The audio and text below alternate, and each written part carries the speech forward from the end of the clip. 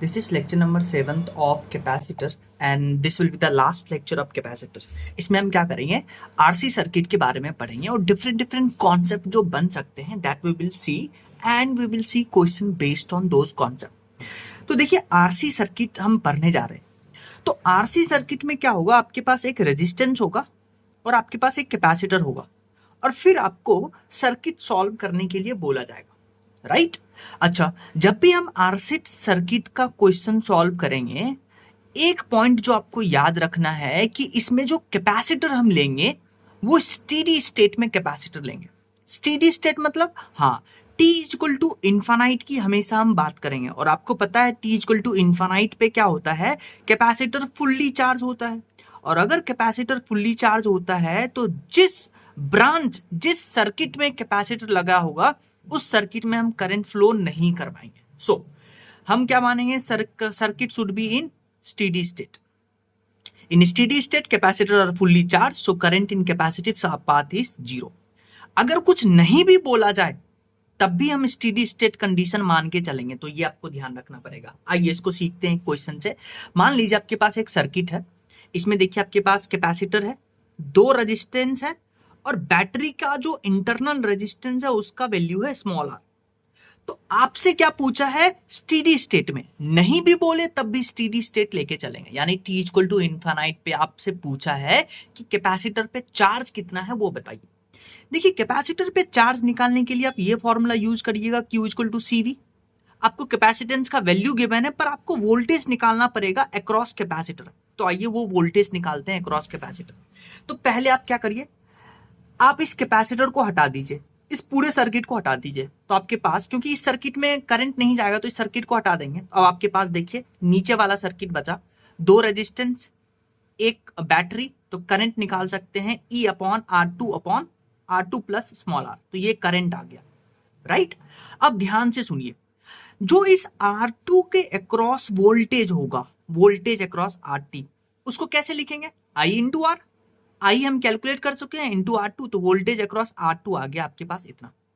अब ध्यान से सुनिए, जो वोल्टेज R2 के अक्रॉस है वही वोल्टेज इसके अक्रॉस भी होगा क्योंकि दोनों पैरेलल में है.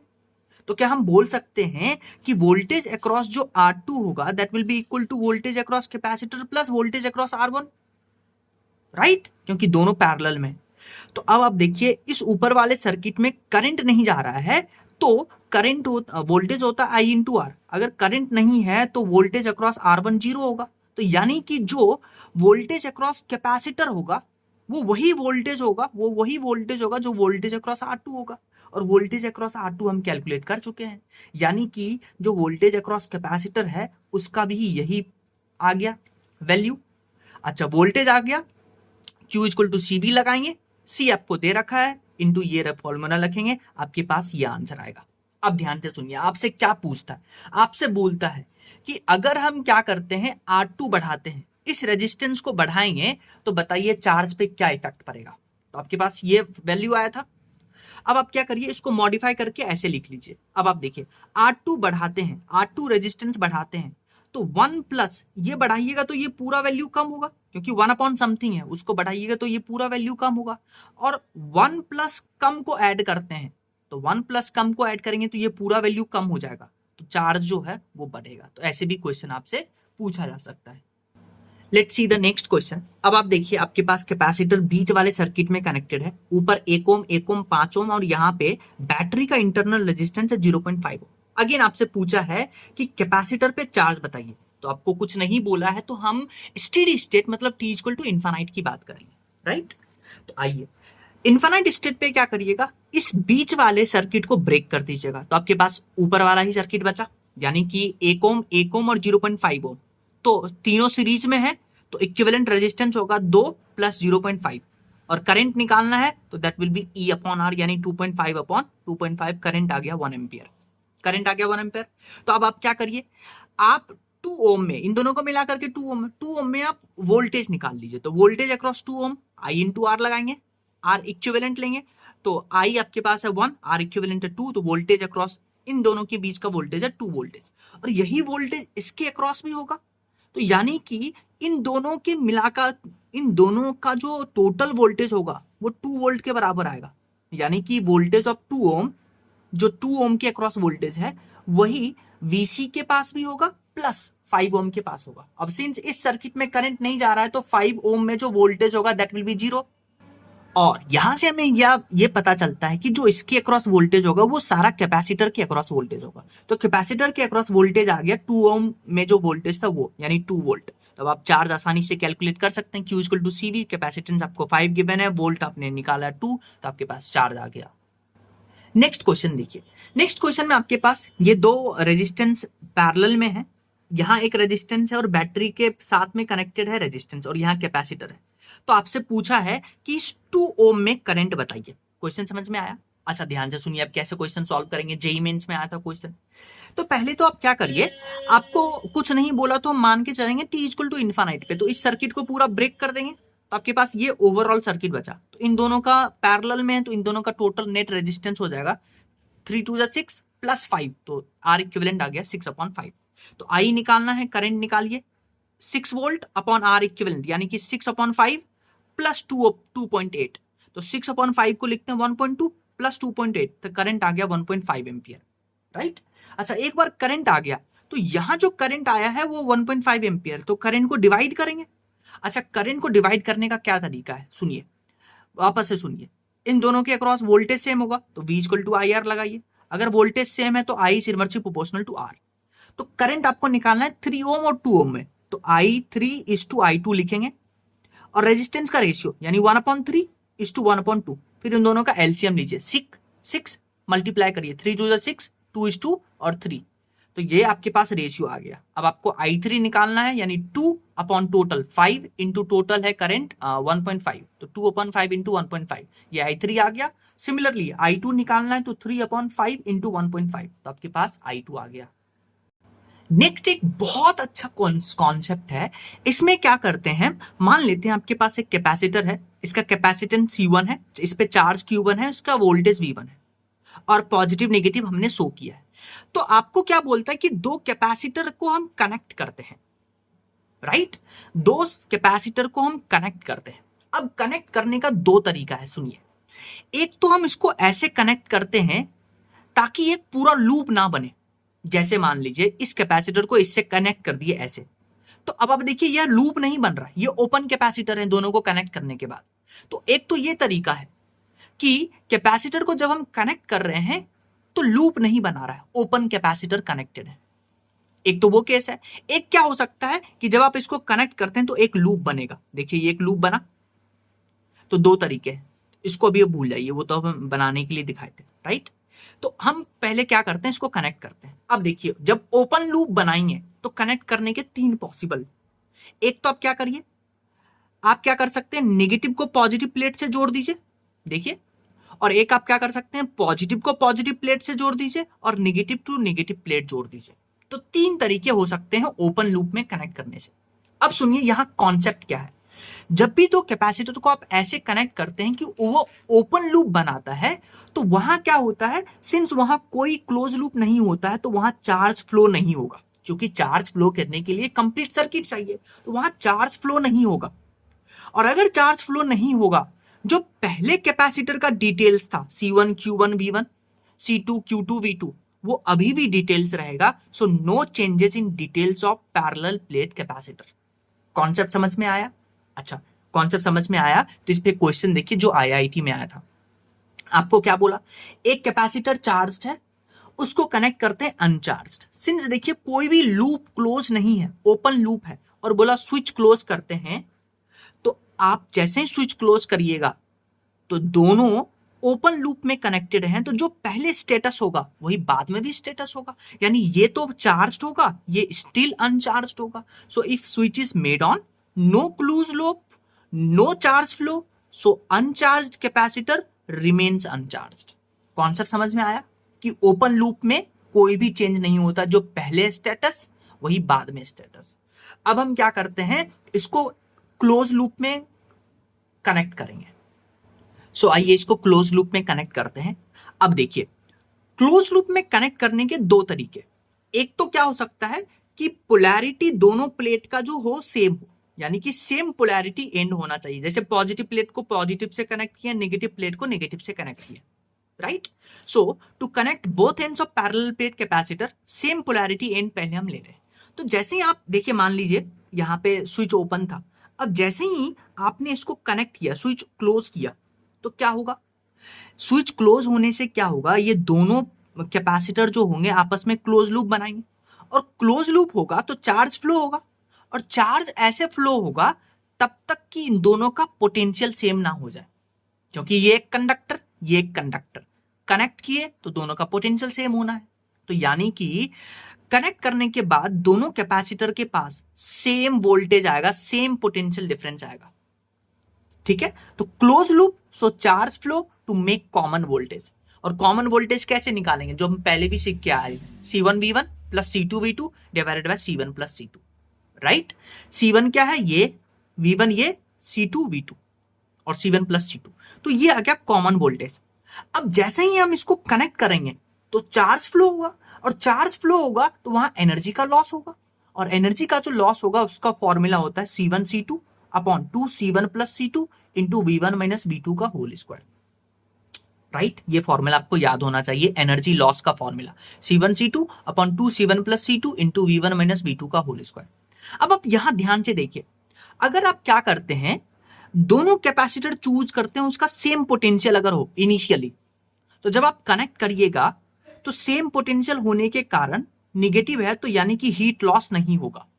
तो जब आप दो कैपेसिटर को सेम पोलैरिटी एंड से कनेक्ट करते हैं तो वहां हीट लॉस हो भी सकता है, नहीं भी हो सकता है, आप डायरेक्टली यहां से देख सकते हैं, राइट। तो ये सेम पोलैरिटी में हमने कनेक्ट किया। अब क्या हो कि ऑपोजिट पोलैरिटी में कनेक्ट करें, यानी ये पॉजिटिव तो ये नेगेटिव होना चाहिए। तो आपको अगर ऑपोजिट पोलैरिटी बोल के थे तो आप सिंपल सा क्या करिएगा, जो V2 है उसको आप माइनस V2 लेके चल लाइएगा, और जो फॉर्मूला आपने ये याद किया है उसमें V2 के जगह माइनस V2 लगाइएगा, V2 के जगह माइनस V2 लगाइएगा, तो ये प्लस हो जाएगा, ये माइनस हो जाएगा। तो आइए उस केस को भी देखते हैं। हमने क्या किया, ऑपोजिट पोलैरिटी में कनेक्ट किया है। देखिए इधर पॉजिटिव इधर नेगेटिव, राइट। ये इनिशियल स्टेटस है। जैसे ही हमने कनेक्ट किया तो अब क्या होगा, कनेक्ट करने से दोनों कैपेसिटर का पोटेंशियल सेम होगा। उसका फॉर्मूला देखिए, मैंने आपको क्या बताया था, V2 को माइनस V2 कर देना है, सिंपल सा बात। और यही फॉर्मूला यूज करना है जो हमने ऊपर यूज किया है, यही फॉर्मूला में V2 को माइनस ले लेना है, तो कॉमन पोटेंशियल का फॉर्मूला आ जाएगा ऑपोजिट पोलैरिटी एंड में C1V1 minus C2V2 upon C1 plus C2, और हीट एनर्जी का जो लॉस होगा C1C2 upon 2 C1 plus C2 V1 plus V2 का होल स्क्वायर। अब आप ध्यान से सुनिए, अगर ऑपोजिट पोलैरिटी एंड की बात करते हैं, देखिए सेम पोलैरिटी एंड की जब हम बात कर रहे थे तो वहां अगर इनिशियली वोल्टेज सेम होता था तो निगेटिव में होता था तो वो जीरो आएगा, यानी एनर्जी लॉस नहीं होगा अगर सेम पोटेंशियल होगा। तो यहां हम बोलते थे कि एनर्जी लॉस हो भी सकता है, पर यहां देखिए अगर आप इनिशियली सेम पोटेंशियल ले भी लेते हैं तो ये ऐड हो रहा है, तो यहां एनर्जी लॉस होगा या होकर ही रहेगा, बिल्कुल यहां एनर्जी लॉस होकर ही रहेगा, यहां हो सकता है, यहां होकर ही रहेगा। तो ये इंपॉर्टेंट पॉइंट याद रखिएगा। और अगर आपको कुछ नहीं बोले तो हम सेम पोलैरिटी वाला फॉर्मूला यूज करेंगे, राइट। कुछ ना बोले तो सेम पोलैरिटी वाला। तो आइए इस पे एक क्वेश्चन करके देखते हैं। ये देखिए कैपेसिटर है, इनिशियल कंडीशन ये है, इस कैपेसिटर पे इनिशियली 0 है, और इस कैपेसिटर का कैपेसिटेंस वोल्टेज और पोटेंशियल एनर्जी गिवन है, राइट। जब स्विच क्लोज करते हैं तो आपको पता है कॉमन पोटेंशियल होगा, कॉमन पोटेंशियल का फॉर्मूला C1V1 प्लस C2V2। अब देखिए कुछ नहीं बोले तो सेम पोलैरिटी लेना है, तो सेम पोलैरिटी का ये formula C1V1 plus C2V2 divided by C1 plus C2। V2 कितना है 0, C2 कितना है 0, तो और फाइनल वोल्टेज V हो गया, सॉरी C1V1, V1 कितना है V, और C1 प्लस C2, यानी V कॉमन आपके पास आ गया V/2। अगर V/2 आ गया तो V/2 आ गया, तो अब आप ध्यान से देखिए, अब तो इनिशियली जब इस कैपेसिटर पे कैपेसिटेंस था C, वोल्टेज था V, तो यहाँ पे पॉजिटिव प्लेट पे चार्ज होगा Q इक्वल टू CV से हम बोल सकते हैं प्लस CV, इधर माइनस CV। फाइनली वोल्टेज हो गया V/2, तो Q इक्वल टू CV से देखिए तो चार्ज इस पे हो जाएगा पॉजिटिव प्लेट पे प्लस CV/2, माइनस पे माइनस CV/2, और सिमिलरली इसका भी जो बेसिकली वोल्टेज होगा V हो जाएगा, इसका कैपेसिटेंस C है तो प्लस CV/2 माइनस CV/2। ये एक पहला क्वेश्चन पूछता है। दूसरा क्वेश्चन पूछता है कि जब यहां से यहां पहुंचे तो चार्ज कितना फ्लो किया, ये बताना है। तो देखिए चार्ज कितना फ्लो किया वो निकालने का फॉर्मूला देखिए, फॉर्मूला मतलब कॉन्सेप्ट देखिए। पहले CV था इस प्लेट पे, इस प्लेट को ध्यान से देखिए, पहले CV था, अब कितना हो गया प्लस CV/2, यानी कि चार्ज कितना फ्लो किया है CV/2। CV था अब CV/2 हो गया, पहले इस प्लेट पे CV था अब CV/2 हो गया, तो कितना फ्लो किया CV/2, राइट। तो चार्ज फ्लो, पहले लूप में चार्ज कितना था CV था, अब कितना हो गया CV/2, तो CV/2 भाग गया। तो अब देखिए या तो CV/2 यहां से चार्ज निकला तो ऐसे मूव किया, ऐसे मूव किया मतलब CV/2 plus CV/2 anti clockwise move कर रहा है चार्ज, या आप यू बोल दीजिए। इस प्लेट को देखिए, पहले था माइनस CV, अब हो गया माइनस CV/2, तो कितना चार्ज निकला, हाँ माइनस CV/2 ऐसे निकला, यानी कि क्लॉकवाइज। तो इसके दो आंसर हो सकते हैं, plus CV/2 anti clockwise, minus CV/2 clockwise. फिर नेक्स्ट आपसे पूछा कि आपको बताना है पोटेंशियल एनर्जी और हीट लॉस बताना है। तो इनिशियल कैपेसिटर 1 जो था उस पे उसका पोटेंशियल था V, तो उसका पोटेंशियल अगर V था तो उसके लिए एनर्जी लिखेंगे हाफ CV², उसको U लिखते हैं। U2 तो जीरो होगा क्योंकि उसके ऊपर इनिशियली वोल्टेज नहीं था। फाइनली U1 डैश हो जाएगा क्योंकि वोल्टेज V/2 हो गया, तो U1 डैश को लिखेंगे हाफ CV², V की जगह पे V/2। तो यहां से देखिए जो U1 डैश आ जाएगा वो U/4 और U2 डैश आ जाएगा U/4, राइट। तो ये आ गया। फिर आपको हीट लॉस निकालना है तो उसके लिए फॉर्मूला होता है सेम पोलैरिटी एंड जब कनेक्ट करते हैं C1 C2/2 C1 plus C2 V1 minus V2 का होल स्क्वायर। V1 कितना था V, V2 कितना था 0, क्योंकि देखिए इनिशियली जब आप इस कैपेसिटर को लेते थे तो V1 कितना था V और V2 कितना था 0। तो यहां से V1 को V और V2 को 0 लेंगे, तो यहां से सॉल्व करेंगे, कैपेसिटेंस का वैल्यू आपको पता है तो आपके पास हीट लॉस आ जाएगा U/2। नेक्स्ट क्वेश्चन देखिए, ये जेई एडवांस और जेई मेंस में आया है। दो कैपेसिटर है, दोनों का इनिशियल स्टेटस आपको गिवन है C, 2C, V और V, और इसको हमने क्या किया है एक बैटरी से कनेक्ट किया है। अब आपको क्या बोला, बैटरी हम रिमूव करते हैं और क्या करते हैं, जो कैपेसिटेंस C वाला है उसमें मसाला भरते हैं जिसका मसाला कांस्टेंट है K, राइट। मसाला मतलब डाइलेक्ट्रिक कांस्टेंट।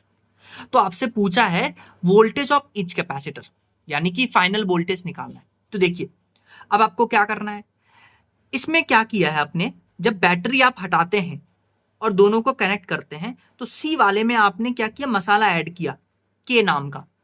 तो इस कैपेसिटर का जो अब कैपेसिटेंस हो जाएगा फाइनली केसी और वोल्टेज के V/K हो जाएगा, क्योंकि Q इक्वल टू CV होता है। बैटरी रिमूव करिएगा तो चार्ज कांस्टेंट होगा, तो अगर C के टाइम्स हो रहा है तो पोटेंशियल एनर्जी जो होगा सॉरी वोल्टेज होगा वो V/K हो जाएगा, तो वोल्टेज आ गया। अच्छा इसमें हमने कोई मसाला ऐड नहीं किया है, तो इसका इनिशियल स्टेटस था 2C V, तो इसका फाइनल स्टेटस भी इतना आ जाएगा। डन।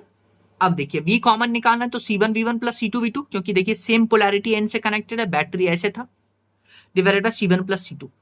तो C1 कितना है, C1 कितना है KC, क्योंकि फाइनली हम कैलकुलेट कर रहे हैं यहां पे, और C2 कितना है 2C, V1 कितना है V/K, V2 कितना है V, तो यहां से हम कैलकुलेट कर सकते हैं, वोल्टेज का आंसर आएगा। नेक्स्ट क्वेश्चन देखिए, अब आपको क्या बोला है, अब आपको बोला है ये क्वेश्चन देखिए, क्योंकि हम एक सेम पोलैरिटी वाला करके आए हैं। ये देखिए अब जो कैपेसिटर कनेक्टेड है ऑपोजिट पोलैरिटी में कनेक्टेड है, राइट, ऑपोजिट पोलैरिटी में कनेक्टेड है। इनिशियल स्टेटस देखिए, अब जैसे ही हम स्विच क्लोज करेंगे तो फाइनल स्टेटस क्या होगा वो पता करना है, राइट। तो अब आपको क्या करना है, फॉर्मूला वही लगाना है पर V2 की जगह पे माइनस V2 ले लेना है, राइट। तो V कॉमन निकालिए, C1 V1 minus C2 V2 divided by C1 plus C2। Initial C1 कितना है 3 फैराड, V1 कितना है 300, C2 कितना है 2 फैराड और V2 कितना है 200 divided by C1 plus C2, तो आपके पास आ गया 100। यानी अब जो कैपेसिटर लिखेंगे उसका कैपेसिटेंस इतना पर वोल्टेज इतना, पहले वोल्टेज इतना था, अब कॉमन हो जाएगा क्योंकि हमने कनेक्ट किया स्विच क्लोज के बाद, इसका 2 फैराड और इसका 100 वोल्ट, तो ये V कॉमन आ गया। अब V कॉमन आ गया, आपसे पूछा charge flown in the loop, तो पहले यहां पे चार्ज निकालिए, 3 3 जा 9, क्योंकि Q इक्वल टू CV होता है, तो C into V 900 plus minus 900। अब यहां निकालिए 3 इंटू 100 प्लस 300, तो इस प्लेट को पकड़िए, इस प्लेट को, पहले था 900, अब कितना हो गया 300, तो चार्ज फ्लो कितना किया 600, तो 900 माइनस 300, चार्ज फ्लो इज 600।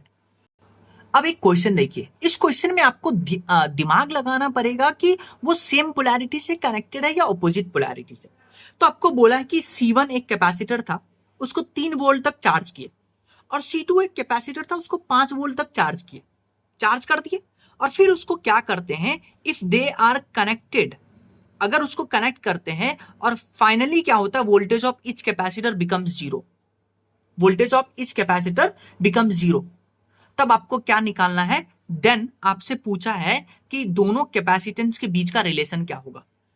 तो ध्यान से सुनिए, अभी आप एक तो सेम पोलैरिटी एंड वाले में अगर सेम पोलैरिटी एंड को कनेक्ट करते हैं, तो आप वहां पे फॉर्मूला पढ़ के आते थे V कॉमन का, C1V1 plus C2V2 divided by C1 plus C2। अब ध्यान से सुनिए, अगर finally common potential, finally common voltage zero हो रहा है, पर अगर सेम पोलैरिटी होता तो यहां पॉजिटिव आता, तो यहां कभी भी फाइनल जो वोल्टेज होगा वो जीरो नहीं आ सकता, क्योंकि यहां प्लस है। तो यहां जीरो कब आ सकता है, जब यहां माइनस हो। अगर यहां माइनस होगा तभी कॉमन वोल्टेज जीरो आएगा। तो यानी कि इस लाइन से आपको यह पता चल गया कि ये दोनों कैपेसिटर जो कनेक्टेड हैं वो ऑपोजिट पोलैरिटी में कनेक्टेड है। आपको यही सीखना था इस क्वेश्चन से। तो एक बार आपने समझ लिया कि ऑपोजिट पोलैरिटी में कनेक्टेड है, तो आप ऑपोजिट पोलैरिटी का वोल्टेज लगाइएगा, इसको आपको जीरो करना है। C1 आपको गिवन है, V1 आपको गिवन है 3 वोल्ट, C2 आपको गिवन है V2 आपको गिवन है 5 वोल्ट, तो आपके पास C1 और C2 में रिलेशन आ जाएगा। नेक्स्ट एक इंटरेस्टिंग क्वेश्चन देखिए, आपको बोला एक बहुत सारे 1 माइक्रोफैराड का कैपेसिटर है, बहुत सारे 1 माइक्रोफैराड का कैपेसिटर है, उसका ब्रेकडाउन वोल्टेज है 500 वोल्ट। ब्रेकडाउन वोल्टेज मतलब वो कितना वोल्टेज झेल सकता है, तो 500 वोल्ट तक वो झेल सकता है, ठीक है। और आपको बोला है कि इन सब कैपेसिटर को कैसे कनेक्ट करें ताकि जो रिजल्टेंट कैपेसिटेंस आ जाए वो 3 माइक्रोफैराड, और जो ब्रेकडाउन वोल्टेज आ जाए वो 2000 वोल्ट आ जाए। ऐसा क्वेश्चन आपसे पूछेगा, एमसीए में भी पूछा है। तो अगर ऐसा क्वेश्चन पूछा तो आप क्या करिए, बिना कैपेसिटेंस का फिक्र किए आप पहले वोल्टेज का फिक्र करिए। अगर आपको 1 माइक्रोफैराड के बहुत सारे कैपेसिटर को ऐसे लगाना है ताकि उसका ब्रेकडाउन वोल्टेज 2000 वोल्ट हो जाए, और एक इंडिविजुअल का ब्रेकडाउन वोल्टेज है 5000 वोल्ट, तो आप क्या करिए 4 कैपेसिटर को सीरीज में लगा दीजिए। क्योंकि जैसे ही 4 कैपेसिटर को सीरीज में लगाइएगा और दोनों एंड पे आप 2000 वोल्ट दीजिएगा, तो एक में सीरीज में है तो एक में कितना जाएगा, सब सेम कैपेसिटेंस, एक में 500 जाएगा, तो हाँ अचीवेबल है। तो यानी हमने 4 को लगा दिया 2000 वोल्ट के अक्रॉस, पर आपको डिजायर्ड क्या चाहिए 3 माइक्रोफैराड। लेकिन अगर आप 4 को आप सीरीज में लगाइएगा तो एक का कैपेसिटेंस हो जाएगा 1/4, पर हमें चाहिए 3, हमें चाहिए कितना 3।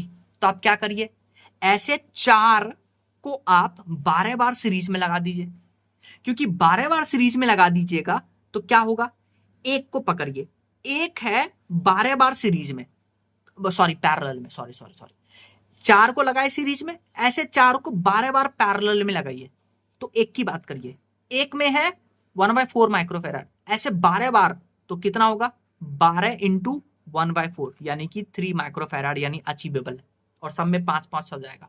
तो 12 बार ऐसे, और एक में है 4, तो 12 इंटू 4 यानी 48 कैपेसिटर को हम ऐसे अरेंज करेंगे, तब डिजाइड होगा 3 माइक्रोफैराड और ब्रेकडाउन वोल्टेज पहुंच पाएगा 2000 वोल्ट।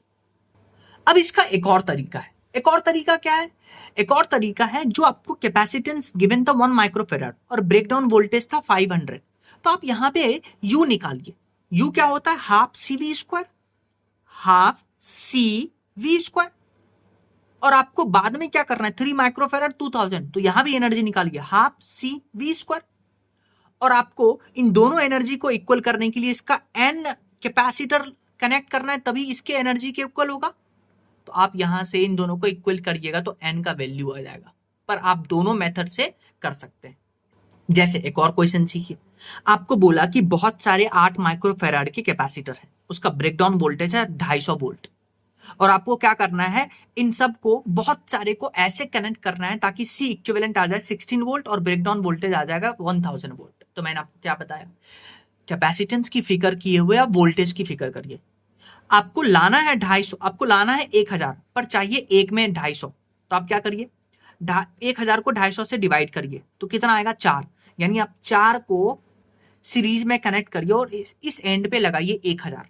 तो जैसे ही 1000 लगाइएगा तो इंडिविजुअल में आ जाएगा 250, पर अब कैपेसिटेंस कितना हो जाएगा, 8 को लगाए हैं सीरीज में तो कैपेसिटेंस कितना हो जाएगा, 8, कैपेसिटेंस कितना हो जाएगा, 1 का 2 हो जाएगा, पर चाहिए आपको कितना 16। तो 4 को आप ऐसे जोड़ रहे हैं, 1 का 2 है तो कितना बार जोड़िएगा 16 हो जाएगा। हाँ, ऐसे पैरेलल में 8 बार जोड़िएगा तो 8 इंटू 2 16 हो जाएगा। तो यानी कि 8 बार और एक में 4 है तो 8 इंटू 4 यानी 32 कंपोनेंट होना चाहिए।